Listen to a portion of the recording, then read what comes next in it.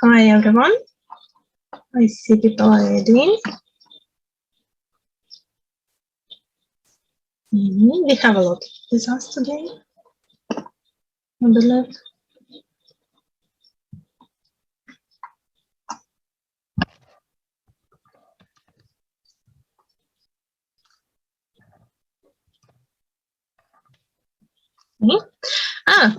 Tell me, who have been to our conference, Linguist Conference? Maybe you already know what does this screen means. It's a slider, and I propose to use it today.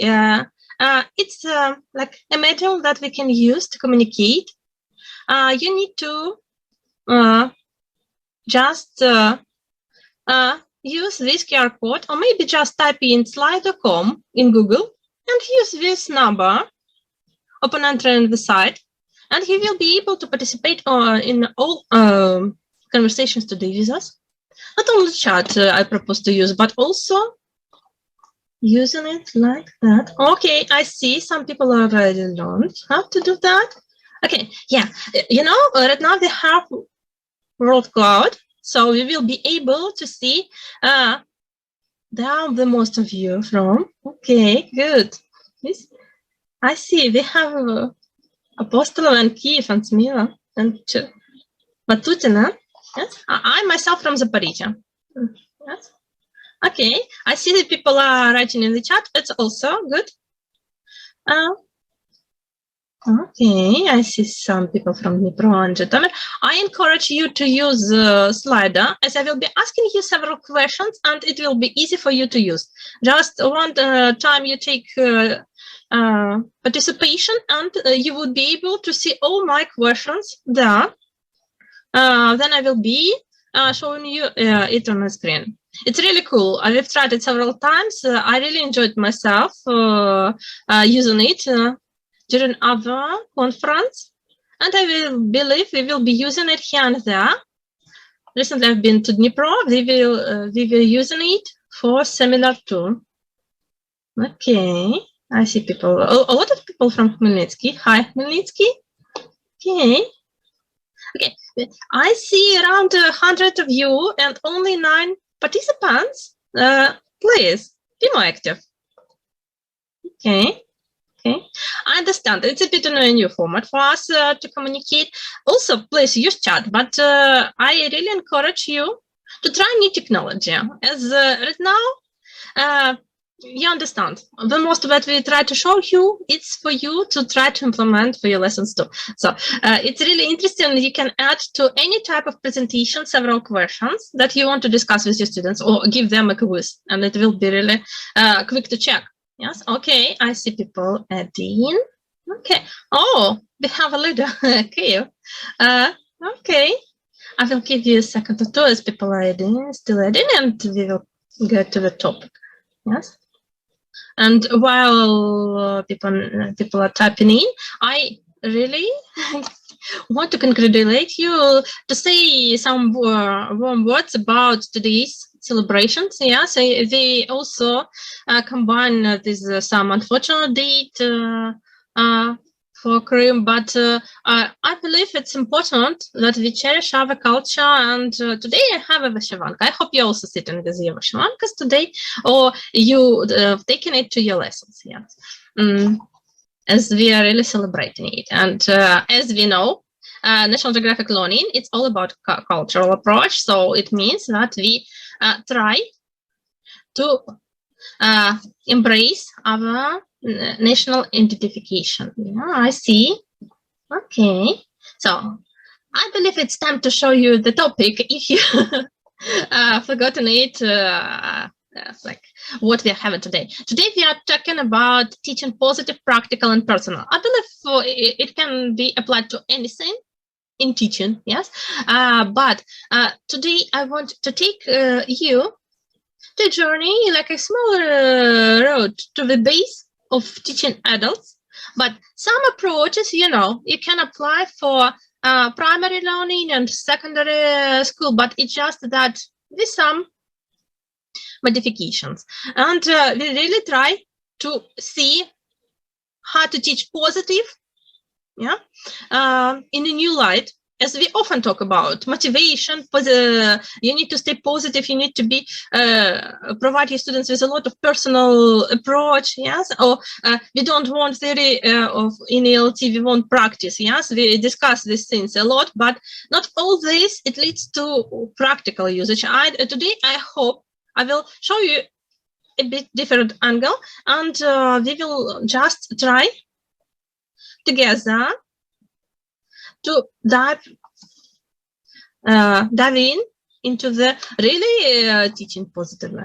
As I believe it's all this, some new people are coming. Some of you already know me. I'm Irina Malarova. I'm an LT consultant of Linguist Company, and we are proud suppliers of National Geographic Learning Publishings. Very soon we will be having some additions to our title family, but all the secrets due to its time.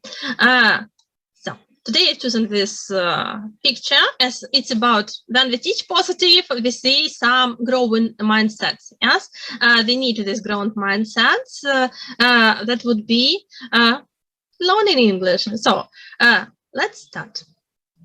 But before we start, obviously I need to tell you your certificate of participation, as always, will be sent to you in 2 working days. It means that from today, 2 working days, I'm pretty sure it will be Monday. Then you need to check your email and also your junk box to figure out if you have received it. Good. Just type in your name in the blank spot, and you have your certificate. But if you wouldn't be able to see anything in your email and junk box, sometimes some magic happens and it appears in junk box.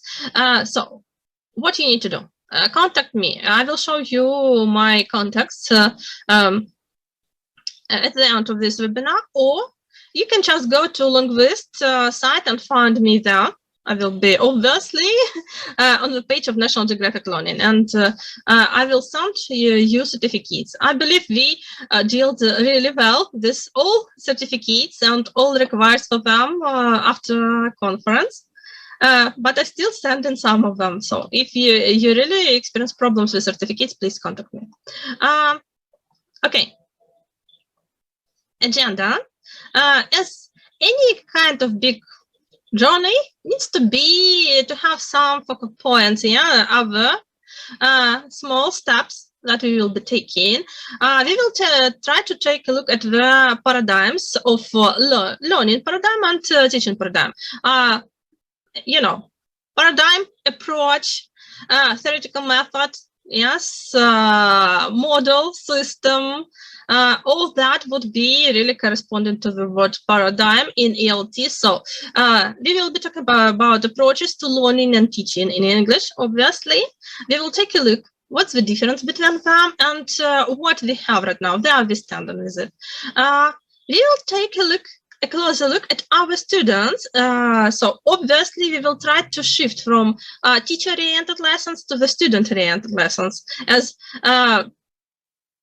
all this positivity and also practice and also personal approach need to be applied to students. Yes, obviously students can apply to us, but we are leaders during our lessons, so it's up to us to take leadership and apply this to students. That's why we will be taking a look who are our students and what they really need. Yes, and we will take a look at some teaching tricks. I will give you some tips, and I want to play with you 1 or 2 games, like several small challenges for you to see what you can do with any type of book, especially. But today I will be showing you Outcome 2nd edition. If you know, it's a famous title of Udella. I believe we have some fellowship that really follows teaching of Udella about learning vocabulary in collocations, not just separate words. And we will be having questions and answers. This Slido, let's learn new technology. So I believe we are ready to start. Yeah. Okay, I want to pick up my previous webinar for adults. There we really discussed it. Today I want to summarize this question. What makes all us, outstanding teachers? You can write your own variant in the chat box. I will check, but I want to share with you what insights we already have. There we stand on, and I believe most of you would be agreeing with it. What makes us outstanding teachers? First of all, it's that we care. We care about what we are doing, yes, and we come to it with such positive approach. So then we want to teach someone, we need to have it.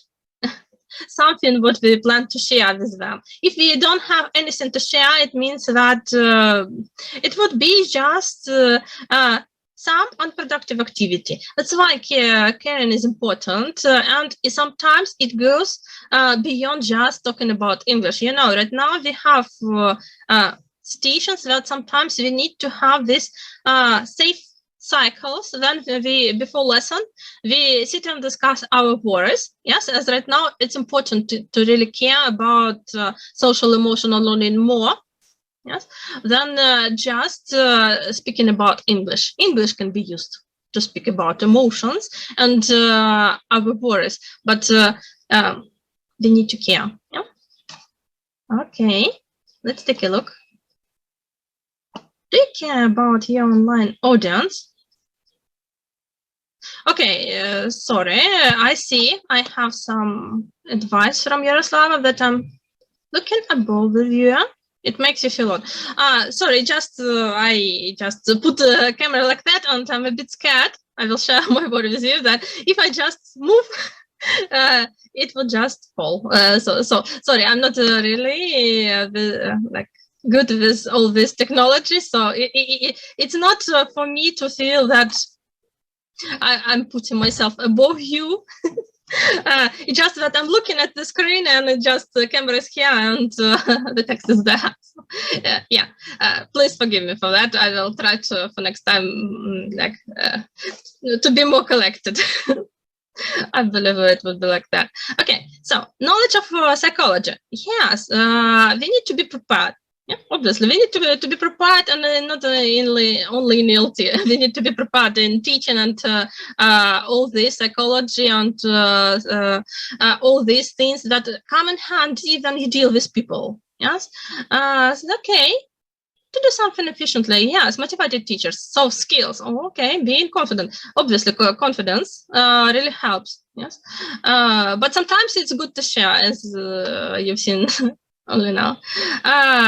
Okay, so we need to be inspired, and for that we have such conferences, webinars, all meetings. We share with colleagues and we look for inspiration, as we often talk about motivation for students, but also important to talk about motivation for teachers. Yes, as all starts with us. As our Ministry of Education told us that, first of all, it's teachers, then we care about students, then about the learning process. So it means that the core would be us, yes, our inspiration to come to a lesson and be prepared to share something. So we can't come empty-handed, yes. And also, it's important one. I've tried that and it never worked for me to pretend that I have all the answers. Sometimes I don't have answers to some questions of my students. I don't really like telling them, please Google it, but sometimes I speak with them about importance, why I need to prepare for next time. And maybe we will be preparing together. I myself and my students too, to some question to discuss it. And lessons, it's sometimes can be too flexible, too unpredictable. Some questions can arise that you never really expected. So it's okay to say that you don't know all the answers. So you're not library. Yes, your teacher, you can have them and explain that to look. Yeah, so you can guide them to knowledge, but to have all the knowledge and just give it No, it doesn't work like that. You need to be prepared to share. Okay. Sometimes I think I'm alone and to talk to myself briefly. Oh, yes. Yeah, sometimes it can be like that. Okay. Do you like learning?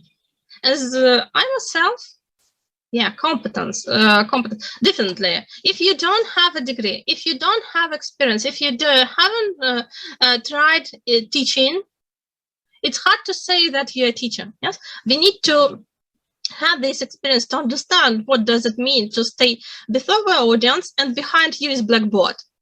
It can be done online. Then a screen would be separating you and your audience. Or like for me today, a lot of gadgets between me and you. But it's important. It's obviously competence. It's something like they really put it. But I'm talking not just bare minimums. I'm talking about being outstanding. Yes, what can like not just improve, but highlight that learning English. It's something interesting and cool for our students, yes? And we always look for outstanding teachers. As most of us, they seem to our students first time like, oh, it can be boring to learn English, or it can be unproductive if I already tried it several times. But then we see that we are really doing something ourselves, we are care, we inspired, we really share our bodies with them too. We are humans, yes, we are human beings, so it would be easier for our students to pass this like situation when they feel like they are coming to a person who are too high, yeah, like I heard today, you're looking above us, yeah, so it's about that. We need to sometimes to look directly at our students.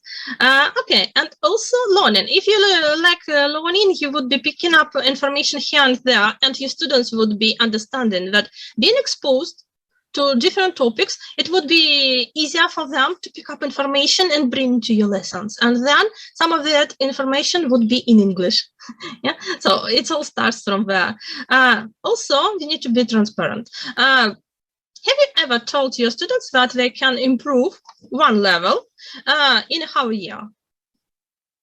Put pluses or minuses. As I myself, as only like an always teacher, I've done such grave mistakes.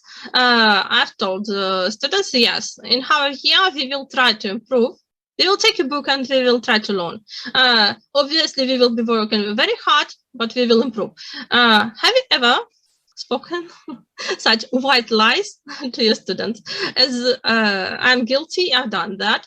Right now, I know that I have set limit of teaching hours that would be steps to improve in level, but it's not always like a warrant that we will be able to achieve this goal. We need to check our progression, yes? So then I speak with my students who only come and they say, oh, I want to learn English, I want to do the no IELTS, I want to go for a key or preliminary or try any type of different examinations in English. It's always that we need to speak honestly about where they are right now, and there we will be able to progress with their time limit. Yes? So transparency is very important, and feedback. Yes, if it's just only positive feedback, only positive things, great, well done, and nothing else, it's not transparent. We need to stay closer to the truth. Even if it's some things that we say, like, yes, you've done well, next time you can improve that. Yeah, and then you will be able to progress. So transparency is important. And I also want to remind you about this one. Maybe some of you already heard this phrase. Yeah, be honest. Just be honest. You are not a superhero. Teachers are not, can be superheroes, but not all this. Not every lesson you need to take your coat Yeah, and imitate what you superhero. You're not imposter, you're a teacher, and for that, really, obviously, you need to be honest.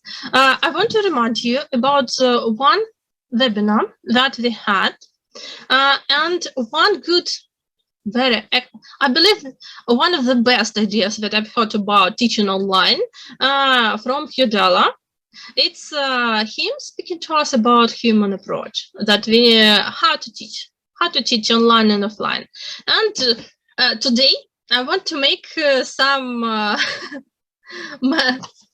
meta connection, I believe, as I want to show you just 2 minutes of it from that webinar. But you know, I'm still learning how to be a good ELT consultant. I believe if I can bring someone and ask them to share the ideas with you, I will be doing that.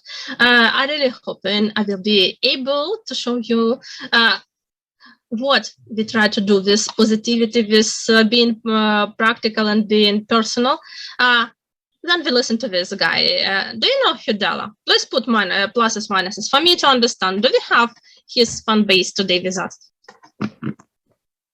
Okay. I see several of you knowing it. So it's a webinar from almost a year ago. He was giving it with Diana. And I believe sooner or later we will be having you one more time in Ukraine. Maybe it will be a webinar, but let's hope for seminars too. Yes. Okay. So, are you ready? I hope you are. Oh, okay. Sorry. I need to quickly return to our presentation.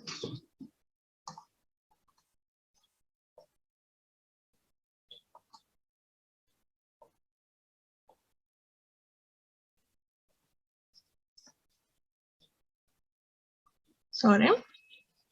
Okay.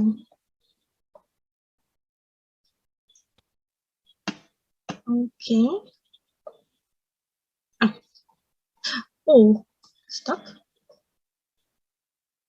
Shall we start? Yes. Okay. Okay, I hope it will be playing with the sound. I told you, I'm not really good with technology.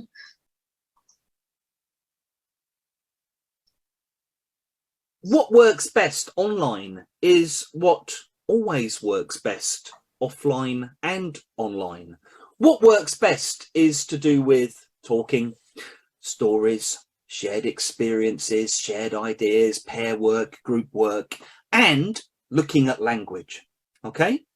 And I think the basic things I've learned over the last couple of years from working online are really to do with keeping things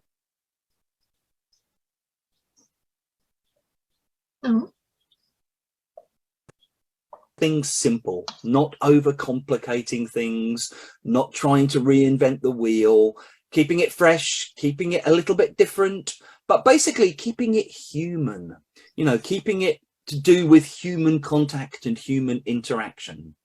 And I think sometimes when we're working online, we get lured into this kind of feeling of FOMO, you know, this feeling of this fear of missing out, this feeling that, oh my God, other people have moved on from Zoom. Should I be using some new platform? Oh, I'm only using Word doc. Should I be using Jamboard? Should I be using... It's really easy to kind of get sucked into this feeling of being a bad teacher because you're not using all of the latest tricks and tools. My feeling is good enough is good enough. And just because you're using more tech, it doesn't mean you're doing better teaching, okay? If you are using a course book as the kind of foundation of what you're doing in the classroom, I think it's a good idea to kind of flip it as much as possible and to get the students to do things like the reading exercises, the grammar exercises, the vocab exercises as homework, and to try to save the classroom time, that precious time where we're together online, for what's most important, which is, as I said, the stories, the human contact, the interaction, and the exploration of language, which can feed into the stories and the interaction and the human contact. I guess where I still do use tech beyond the classroom is both before the class and after the class. Yes, so you've heard some insights of Hudella. Do you agree with him that sometimes we really fall into this gap of feeling FOMO, yeah, feeling of missing out? Have you ever experienced it for several years with COVID and also with all interaction that we have right now? Yeah. I myself, yes, as right now I'm learning more about technology, how to improve, but I can say, tell you that we've tried to take a look at the GoToWebinar, and I was really stupefied as I couldn't just register there. It was a big surprise for me that technology can be so complicated, but still like it's user-friendly. Just sometimes it's overwhelming, and that's why I believe what we really can do is talk about how we can implement technology, but start talking about being positive in teaching from something that really is human one. Yeah, then we understand that benefits from learning comes from human contact. You heard the Hugh talking about it. What works best offline works best online too, and it's a human approach. That's why I try to share this idea with the more teachers I can find to share, the better, I believe. It's really interesting as it reminds us why we are teaching, why we are starting, yeah, and helps us to be more inspired, obviously. So I propose you another question from this slide, and let's speak about this. What makes your teaching different? What you're proud of in your teaching? How you're different? Maybe you have different pace from your colleagues. Maybe you plan your lessons a bit differently.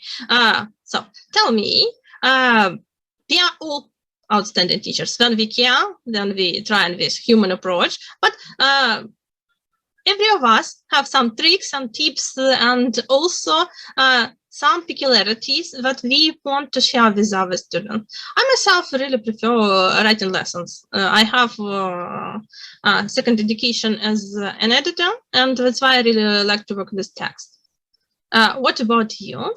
Please use the slider, just use a QR code if you can.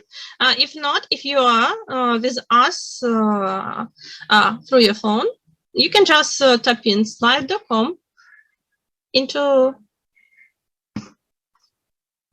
okay.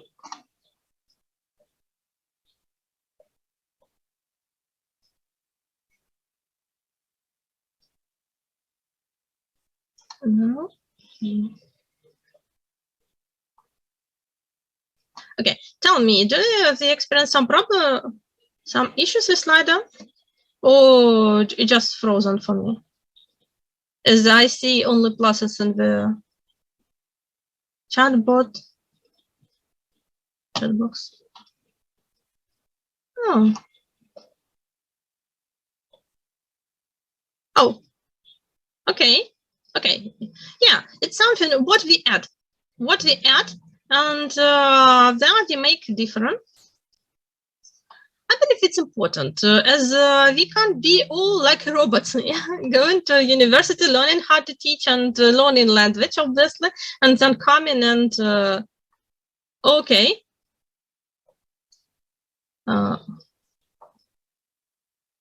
Okay, I see. So, any more ideas? Okay, English cards and games. Yeah, flashcards, yes, word cards. Oh, why not? Gamification. I sometimes play games with adults as it makes they make funny jokes about that. I just try to take adult topics, but bring it to the level of games, and we enjoy it. As somewhere inside us, there is a child, yeah, and it wants to play. So why not to give some occasionally games to it? Yeah, try to be fun. Okay, games. Being interactive gestures. Oh yeah.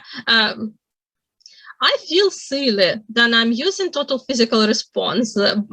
As adult giving all these things moving around, yes, it's a bit silly, but still, yeah. Then I'm inspired. My students are also inspired to use it. Yeah? It's just giving them, okay, I'm a senior friend and a teacher at the same time. Okay, being friendly, yeah, being friendly and positive, encouraging, yes. Okay, what else we have? Okay. Try to be fair and a bit more letting. Yeah, yes, we need to take inside some context. Okay, what else? Role plays. Yeah, role playing and also theatrical. If you've been to the conference, you've heard Titana speaking about theater. It was really interesting to hear. Okay, puzzles. Okay, a lot of games and interactive activities. I see. Open-mindedness. Yes. All my principles that can be a bit close, being me, a bit close-minded, need to stay outside of classroom, I believe. If my students are speaking about something that I'm not an expert in, I just will give them like a benefit of speaking, and I will be just supporting them. Okay, so being supportive, yes, but also once I had the situation when a student was given like a mock speech. They were prepared, and after each sentence, she have been waiting for me to say okay. So sometimes being supportive can be also really bad habit of teachers, but we need to be very precise about that we support. Yes. Okay. Interest. Okay. What about pace? I believe we all have our own pace when we're teaching. Yes. Oh, storytelling. I believe it's important to make some pauses. If we given them projects, it's also important. Yes. If we given them choices. Some students really like, they feel better about learning than you provide them with a choice. You give them to be ability to be agents. Yes, you just let them to take active part in it. Yes, it's obviously student-oriented lessons, but flexibility and flexibility would be there. We will be speaking about flexibility, I believe, as it's one of the paradigm that we introduce. Okay, feedback. Yes, so you see, we can be all outstanding teachers, but each of us unique, and we have our own, let's say, tricks. How you make it more interesting, more engaging, more inviting for other students. Not all of it would be providing you with personal response, but it will be speaking to broader number of your students, and the rest would be just automatically engaged in the activity. Yes, we need to find our audience. So I want you to remember this idea and recall it while we will be speaking about students, that teachers are unique, all good traits, but they use them differently. We use all these, all our abilities differently. And even our interests outside of teaching English, we can invite them sometimes to the classroom, just for the students to see that even teachers can be different. Yes, and it's good seeing that we have it like that. Okay. Thank you for using Slido. We will be still using it, so don't just give up on it. I wanted to talk about paradigms, and we have two that have been voiced in, let's say, different courses, and Delta, Delta, you hear a lot of them. They call it PPP, yeah, the triple P. Have you heard that? Triple P. Do you know what words stand for this paradigm? Then we say it's a triple P approach. Can you guess? Please use the chat box for me to see that some of you know it, and for others to also see that we have such approach in Ukraine. I believe even most of you using it. I've seen it a lot. Okay, yes, presentation, practice, production. Yes, practice. It can be sometimes practice, practice, practice. Yes. What makes better practice? Yes, definitely.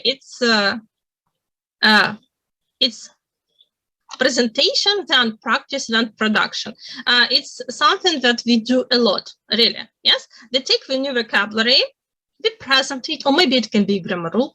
Then we start with control practice, then we give freer practice, and then we let the student do some production. Yes, so presentation and presentation would be standing for receptive skills. Yes, then we go to interactive skills, and then we go for productive one. So presentation, practice, production seems like what we do often. Yes, and some benefits are there. It's really easy to pick up this type of teaching. Yes, you just choose a topic, open the page, I would say. You see a topic, you introduce it, you give some initial presentation, then you go to activities, and then you have some production. It can be personal response with your students. Yes, so it seems a good approach, and it's also logical. Yes, it's something what you open a book, you understand. As a lot of books really follow it, and some books really even use it and explain how to use triple P paradigm using their books especially. So it's something that has been with us for a long time. But do you know the flaws of this paradigm? As there is no such thing as ideal type of teaching. We need to try different to understand what is working for us. So tell me, do you know the flaws of it? What are drawbacks of triple P? There we can use triple P and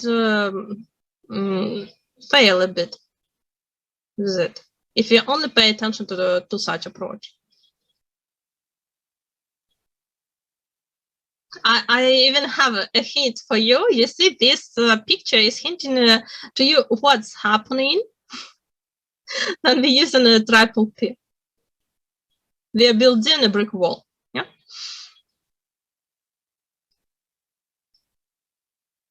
Any ideas? No. Okay. Difficult to speak. Yes. We don't build entity. We build something from bricks. As what we do, we open the page, we take a look at some chunk of a language, and we only teach topics. And sometimes we even say something like that. We had a topic about present perfect, and we say, okay, we finished the unit. We are done with present perfect. Mm-hmm. But with most of students, it doesn't work like that. They never done this present perfect. And we started with A2, and then we proceed with present perfect. We just try to make it easier for our students to use. So then we put something in the chunks. Then we break language in the bricks and try to build with it. Sometimes we don't help our students to see language as entity. As you can see, this is, well, it's stable, but we can't see a picture that was put on this wall as the bricks. We see mostly only bricks. Some just lines of what the painting was. So I'm speaking about that.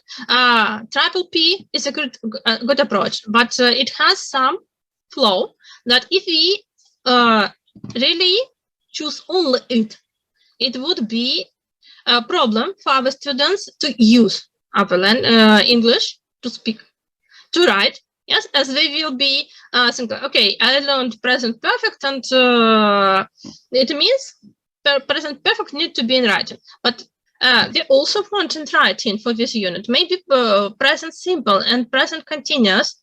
Yes. So why to stop and limit ourselves? This approach can be limiting. How to improve? Do you know how what variants are proposed to improve in this approach? You see, they need to add something to this approach, presentation, practice, production, to make it a bit better. And most of books already moved from just giving starting with presentation. They propose us to add one more production before presentation. What does it mean? It can be some revision from previous lesson, or maybe from previous level. Just for you, to speak with students about picture, to help them activate their passive vocabulary, just to let them go easier in this presentation than practice, as you just like opening them ability to use more language. Yes, and they will be seeing it's not only language lesson about present perfect and about I don't know what it can be about sport. Yeah, what sport have you done? You can introduce more to it. It can be some additional topics if you just start with additional production before presentation. But production need to be about what we already know. Yeah? It can be what we're exposed to, or maybe it can be about what you see in the unit. Yeah? So it would be production, presentation, practice, production. 4 times. Yeah, 4 times P would be that. Yeah, seems interesting idea. I believe like recent titles focus on such approach more than classic type of presentation, practice, production. As even when we prepare for exams, we add speaking before and after all activities. Yeah? For students to really experience ability to speak. Another type is triple T. Yeah, today I brought a lot of abbreviation to you. Do you know what does it, this stands for? They have 2 main paradigms that we are speaking today. One of them, presentation, practice, production, and another, triple T.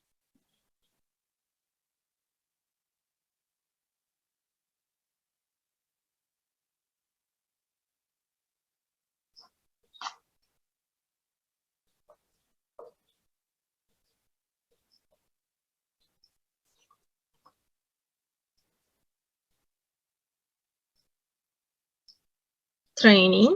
Oh, yes. Yes, I see some of you already familiar with it. Test, teach, test. Test, teach, test. Sometimes it's also called task-based teaching.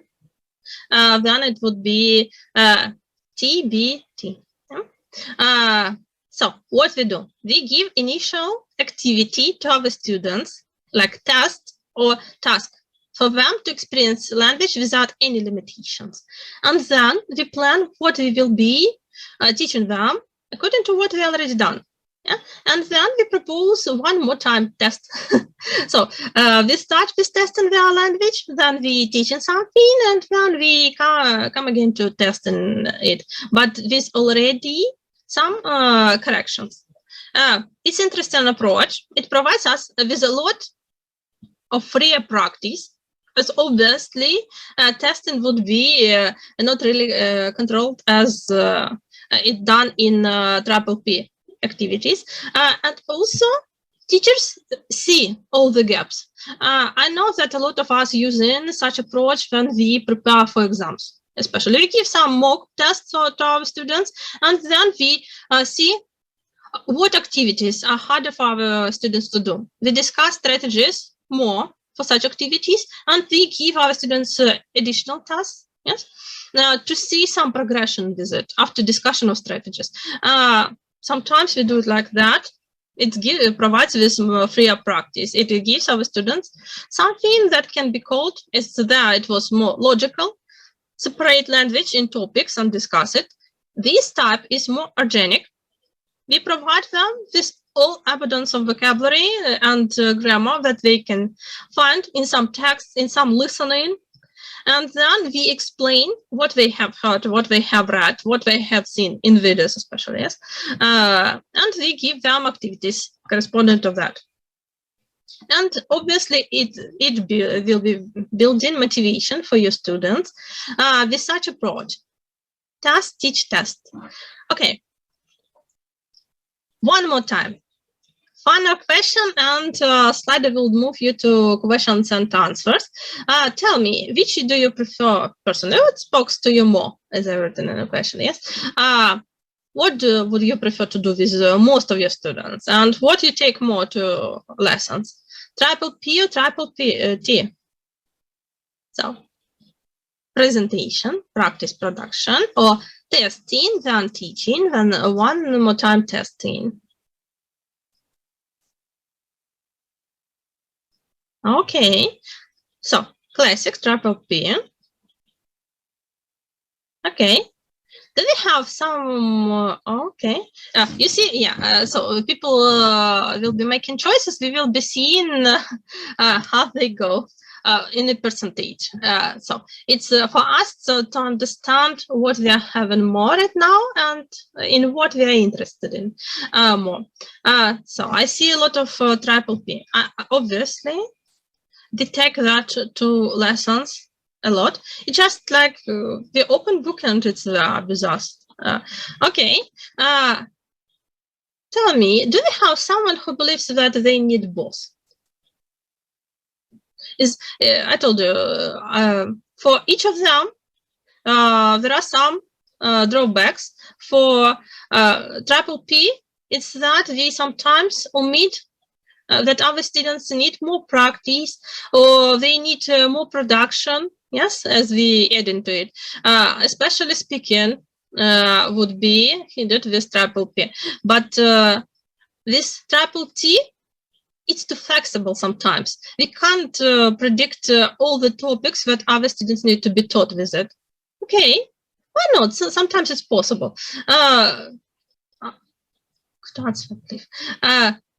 Edin, you see, then your students, you see that they are losing their motivation.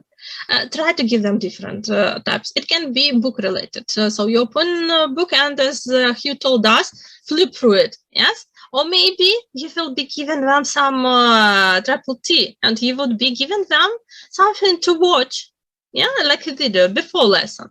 And then during the lesson, you will be already knowing what to teach them, as you give them several questions about data and they understand which parts it was harder for them to understand, there they omit some important details. So it's already something to start with, and students really like. Then you ask them their opinion. So you can always stick to triple P, then you need the sound ground. Yes, it's some topic that you really feel that your students would be using often and you need to introduce it to them. But with some activities that deals with tenses that we don't often use, or maybe a topic that not really speaks to your students, maybe it's time to try triple T for them to be more interested in it. Yes, but it's about how we teach. Yeah? We are all unique and we have different styles, as you see. Yes, most of us prefer triple P, but still some of you triple T, and I really encourage you to play with it a bit. Yeah, not always to stick to one of it, or maybe try to add something to the triple P, like 4 times P would be production, presentation, practice, production. Yes, or maybe it would be something like production, test, teach, test, production. Yes, you can choose your own. You can play with it. As it's not set in stone how we teach, we need to take a look at our students. Let's do that. I'm showing you example. Please imagine that all these 3 students, they are waiting for your lesson. They are really getting ready to English lesson. They just expecting it. You pass in the corridor, you see them sitting, and let's take a look at that. And I will give you some information, like some insights that already been noticed during lessons. And we will discuss with you something called audience of your lesson. As not all this we teach to audience. Sometimes we try to see them as entity, but sometimes we need to break them as individual students and so work like that. So please take a look. On the left we have Orisa. She has really high intrinsic motivation, but loses focus easily. Do you have such two students who really motivated, but very easily to be distracted? As I believe in different classes they have different proportions, but 1 or 2 such students would be there. Yes, I hope you understand. Intrinsic motivation, inner motivation. Yes, we do something for our own pleasure. So she really enjoys learning English, but can be easily distracted, like, okay, I will be doing that and this. Oh, and here I have a message. You see, seems like she is getting ready to your lesson by doing a lot of things, like putting on makeup and also looking, let's say, word list. Yes, something like that. Looking for words that she will ask you to teach her. Yes, people are different. Obviously, all people are different. I want to emphasize this idea too. But take a look. Martina, she's sitting in the center, and she has extrinsic motivation, and it's also high. Extrinsic motivation means that she is looking for some. Yeah, multitasking, obviously. I'm not saying that are good or bad. I believe all students, if they come into lessons, they're doing great with it. But I'm speaking about audience. Sometimes we need to see our class as entity and understand when we speak to them how they listen to us and why they come to lessons. So it's about that. Take a look. Extrinsic motivation. It means that some people don't do activities for their own enjoyment. They do it for outer rewards. It can be something like you giving them feedback and they enjoy that you're giving them feedback. You prize them and they come for not for language itself. They come in for receiving some positive feedback. And intrinsic motivation. Yeah, okay, I put it twice. And intrinsic motivation is limited. It means you see she's doing homework before your lesson, so obviously not really a lot of motivation to do it at home and enjoy it. Most what she's doing, she's preparing for lesson to be taught that she is a good student. She brought homework. So extrinsic motivation is there, and sometimes some activities wouldn't be working with her if you're not providing feedback. So pay attention and try to monitor your students and try to understand whom you have, what students you have, in what numbers, intrinsic motivation or extrinsic motivation. Sometimes we need to check that and then plan our teaching style according to it, as not always we try to motivate people correctly. So take a look at our final participant. It's Dmitro, and his intrinsic motivation is also high, but he is using English for work and love. It means not only just for the sake of pleasure, but some practical approach would be there too.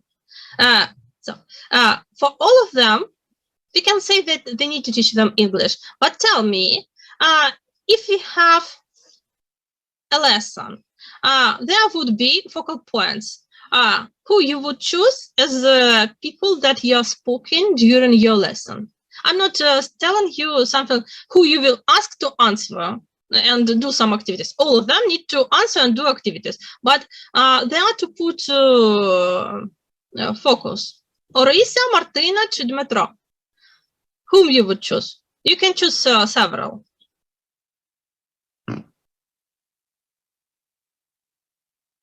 For your whole class to stay motivated, whom to choose? Okay. Marisa and Martina and Orisa, Dmitro. Martina and Orisa. Okay, why are you not choosing Dmitro? I believe that doesn't matter. Oh, I can say that it really matters. We can ignore it, obviously. We can ignore that motivation can be different. While they come in and they motivated, all this reasoning behind, sometimes, yes, we can admit, but they are to put emphasis. You see, what would be happening during your lesson? If you're paying attention only to Martina, as she will be like your model student, always answering and hoping with bright eyes for your feedback. All this, Orisa and Metro will be distracted and feeling dismotivated, as their pleasure from learning English wouldn't be working automatically just because they enjoy. Obviously, then you see that intrinsic motivation is more in your classroom. You need to give them activities that would be engaging and pleasurable. And Martina would be also, she's a human being. She will be also enjoying learning bits of English. But you can't just provide a lot of feedback for Risa and Metro for them to stay motivated. They look for pleasure. Martina looks for auto rewards. So it's easier to give sometimes rewards to Martina, but for every lesson you give 1 or 2 activities that helps Risa and Metro to pay attention to you. And you see, if you wouldn't be providing something for Metro to use for his work and love, and Risa to stay focused with you, your students would be coming, but they will be sitting there absent-mindedly. So I'm talking about that. This practical approach is and personal. Yes, it's about that we need to understand what we can add for the students to pay attention to our lesson. I'm not saying that a lot of activities need to be added, but it's just what they want. And sometimes it's okay to ask your students questions about what they want from your lessons. Yes, I will show you how it can be done with a book. Let's take a look. This is a page. It's from Outcomes, author obviously Fiodella. It's pre-intermediate, so it means that our students only like embracing this journey to learning English. But they already know something. We can have some decent discussions with them. We are showing him page. It's just opening page. It's a unit opener. We can have a discussion. But you see, places to stay. Seems interesting topic. No, we will find something to discuss here. How to make it better? How to make it more interesting for our students? Try to imagine. Then you, in a real world, some new information comes your way, which would be more interesting to you, and try to recall YouTube. Then you see 2 videos, like in your on your gadgets. You see one title on another, which will be more catching your attention. Something that tells you places to stay or unbelievable places to stay.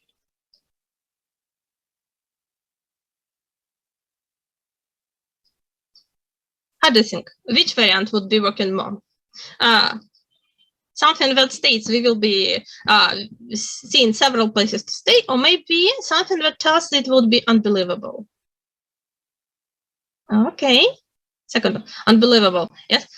Adjectives, they attract attention. And I want to say something horrible to you, but your lessons would be really benefit if you introduce approach that a lot of bloggers are using. It's called clickbait. Yes.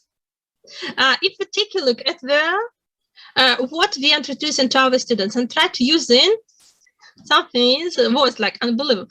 Okay. So let's speak about places to stay. This unit we will be learning about unbelievable places to stay. So if you use this approach that you come to your class and you write down the topic or you start with it, try to add to anything that seems a bit blunt to you try to add a bit of exaggeration. It can be something like that. We will be learning present simple, and you will see how present is simple. You see, wordplay, but it helps your students to hear that what we will be learning is simple. Yeah. Sometimes books even provide explanation, something like it would be not present simple, it would be simple present. Yeah. So it's about that. Clickbaiting the people, it's okay. If you're doing it a bit, and I will show you, sometimes even inside the books, other course books can be like that. We will deal with it right away.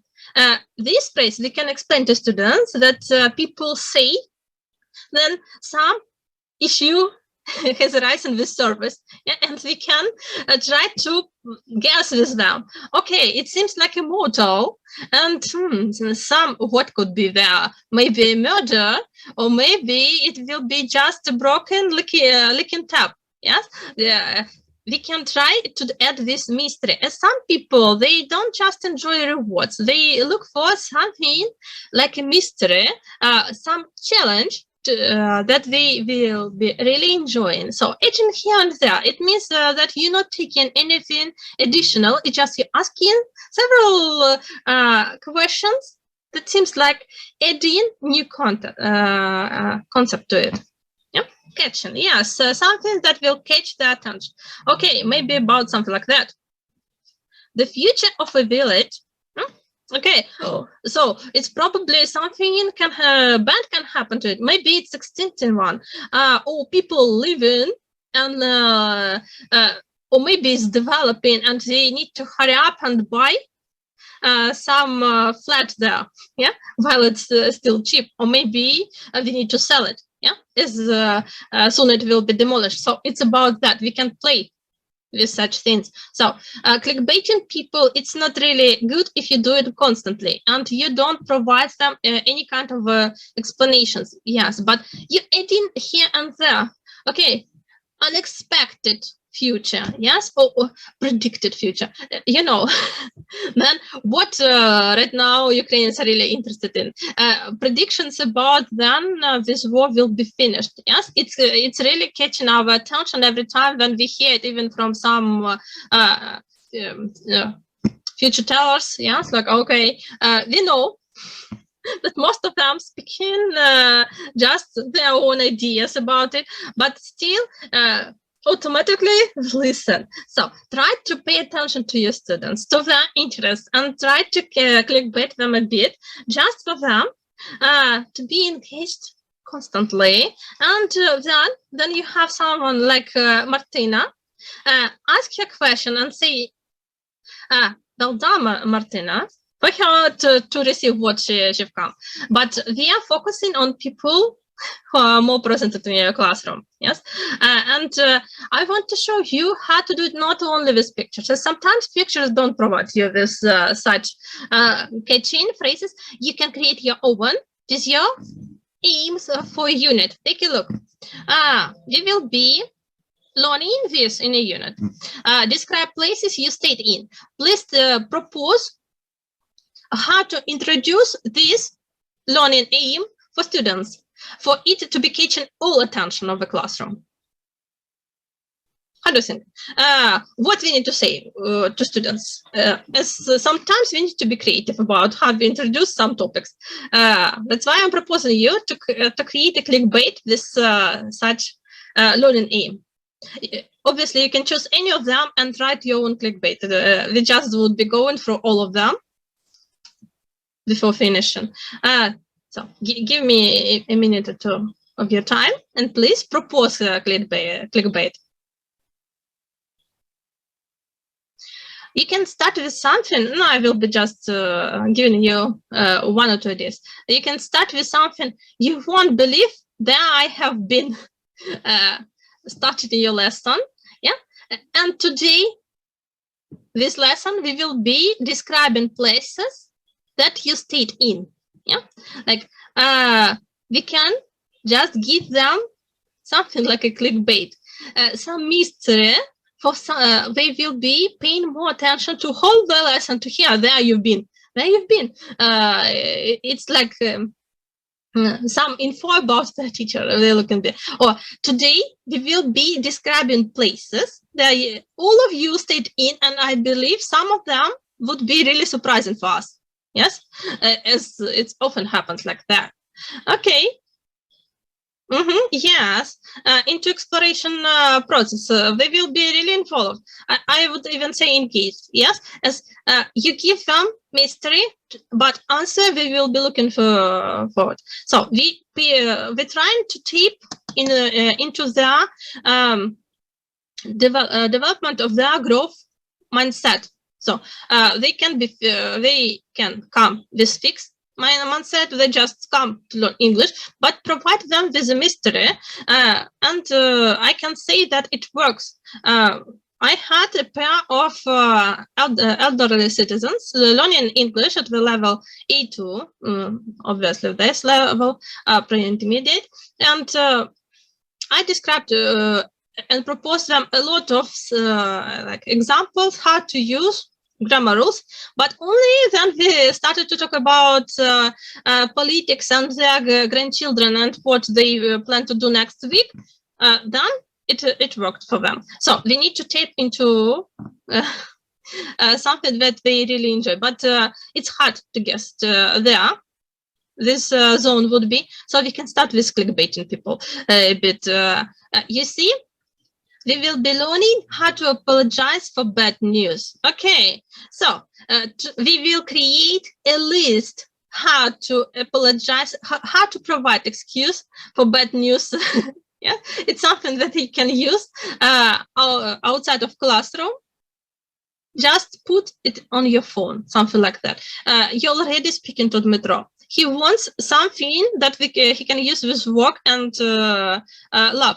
Obviously, he will be really interested in this topic, but if you speak to him that you will provide him with a list of good excuses and ways how to apologize, it would be speaking to him more than just he would see the topic, okay, apologize for bad news. Seems something that I can use, but it can speak to me, maybe not really. If you tell him that you will be having a list, it's more practical. This is it's more personal. He can add something to that and use in that list. Okay, let's try to use this. Talk about past habits. Try to add what kind of past habits we want to speak. You can ask your students, let's make it more personal.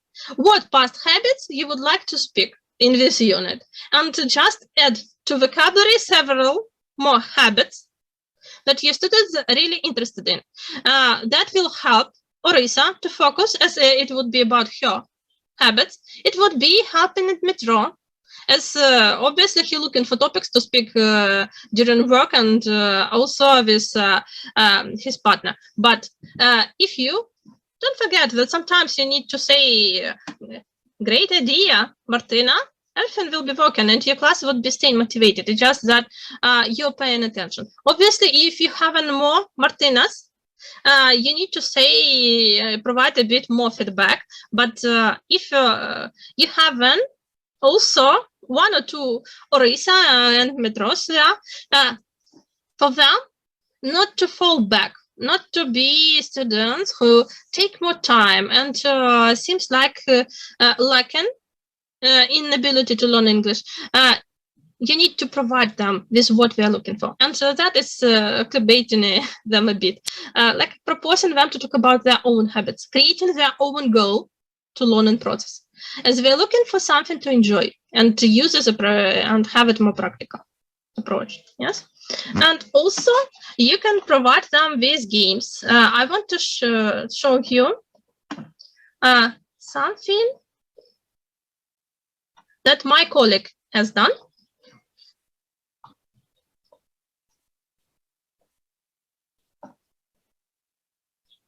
Okay.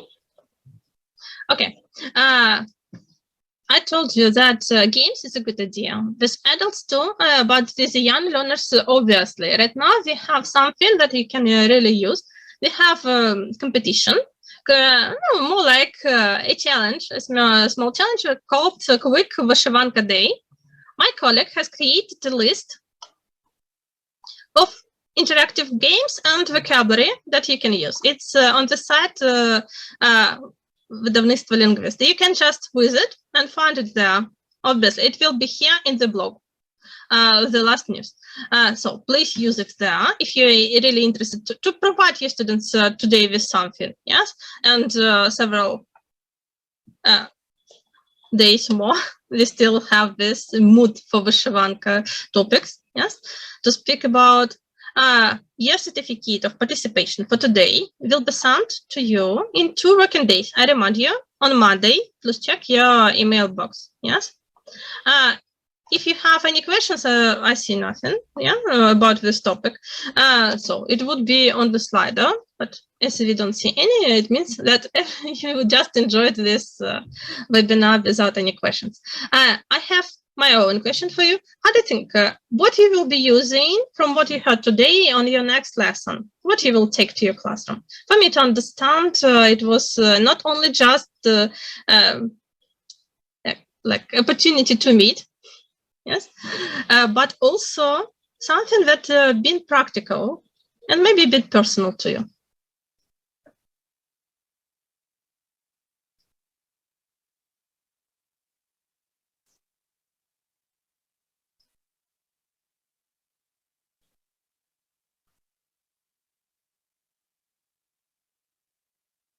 Okay, I see a lot of things. Okay. Oh, I see some feedback. I will be more confident in my skills. Always be confident in yourself, and not just your skills. Be confident that you can improve your skills too. Yes? If sometimes you feel that it's a bad day for teaching and something goes wrong, never give up. Remember, you've done a lot. You're a teacher, and you can always improve. Like me with the gadgets, we all can improve. So thank you for having me today and coming for this webinar. Yes. I hope to see you next month, and I hope you will be finishing this year with good results. And also, I know very soon you will be having some opportunity to relax, but please remember, we always welcome you to our webinars, even during the summer. Yeah? And we are preparing for next learning year already. So thank you all. If you need to contact me about your certificates or about consultation, about our titles, about incoming titles, as I told you, we have some secrets that we are still not ready to speak about, but some of titles that I told you today been upgraded very soon. Just contact me using my phone or my email. If you feel like becoming a part of Linguist Telegram family, please use this QR code. There we post all information about webinars, about other competitions. Obviously, you can find Vyshyvanka Day there too, as it's been posted recently. You can leave some feedback also there. Yes. If you would be having some questions about future events, it will be all information there. Thank you. Thank you. I hope you enjoyed today's activities and also enjoy Vyshyvanka Day as we've been enjoying. A lot of my colleagues come today in Vyshyvankas, and we discussed it and we made a post about it. I'm really proud of us, empowering this culture learning, yes. And my colleagues told me today about how it's important to take a look at the ornament and to understand that it speaks about your region, yes. Or it really looks not only just beautiful, but some meaningful things are there, yeah, like some protectiveness signs. So I want to tell you, thank you for coming today, but also please stay safe, yes. See you next month. Bye.